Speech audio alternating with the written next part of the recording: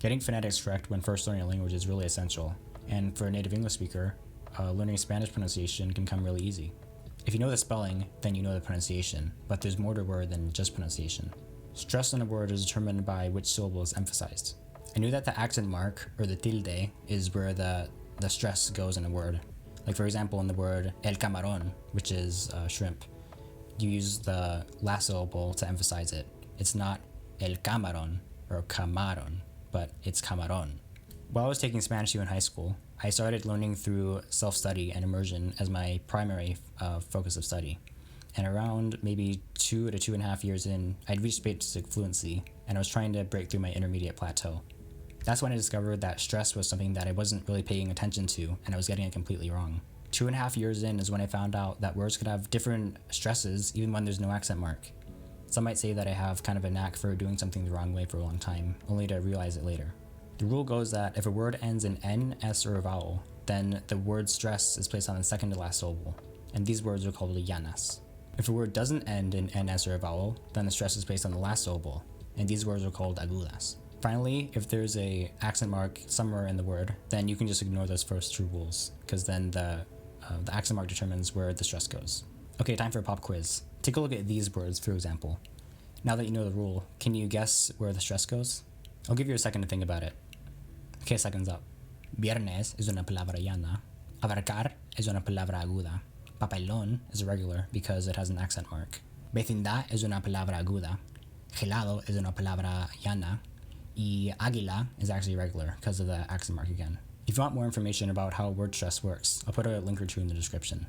Maybe they never taught that rule in Spanish class, or I never picked up on it in my immersion, but I learned it embarrassingly late. Almost 4 years of active study in Spanish now, and I still screw it up sometimes. For example, my most recent Spanish-speaking video, which was titled Me presento en castellano, I said the word el video incorrectly. Bien, este canal se trata de videos. Video might sound like it's 2 syllables, but it's actually 3 syllables. B-de-o. I thought that if the word ends in N, S, or a vowel, which it does, it ends in a vowel, then the stress should be on the second to last syllable. So I thought the pronunciation video to be correct. However, this was a slight mistake. Since English and Spanish are so intertwined nowadays because of the internet and the histories of the languages, Spanish-speaking people would usually just say el video and almost copy the English stress and not take the formal Spanish stress. Okay, future Giovanni here. I actually take back what I said about one pronunciation being correct and the other one being incorrect. Pues lo pagas. Pero tú sabes si eso era para hacer algún vídeo o era unas... No, es un vídeo. Obviamente pues tenemos que saber para este video es lo más... It seems like natives might pronounce this word differently based on maybe their country, age, personal preference, or level of English, or I don't know, I'm just guessing. The point is, both video and video are both used by native Spanish speakers, so I'm assuming both are correct. Anyways, back to the video. Okay, enough nitpicky stuff. If you're not even learning Spanish, then what useful information are you getting from this video? Well, since I'd only spoken a couple times during that 2.5 year mark, I basically hadn't made bad stress or bad pronunciation a bad habit. When first getting interested in Spanish, and then later Mandarin, my goal was to understand first and not to speak. If you aim to understand media at a high level first, and then try to speak second, trying to speak will be a lot easier for you because you'll have a mapping of the language that you wouldn't have if you originally tried to start speaking first. Late last year, I came across a company called Refold, which focuses on trying to use immersion for the primary basis of learning a language. On top of this, they had the same methodology that I did, which was understand first and then speak second, in order to not have bad habits, and for other reasons as well. And on top of that, they also focus on comprehensible input, which is what I'm big on as well. This company lines up perfectly with my values on how to learn a language. I study by media immersion every day through podcasts, reading, TV shows, and news articles.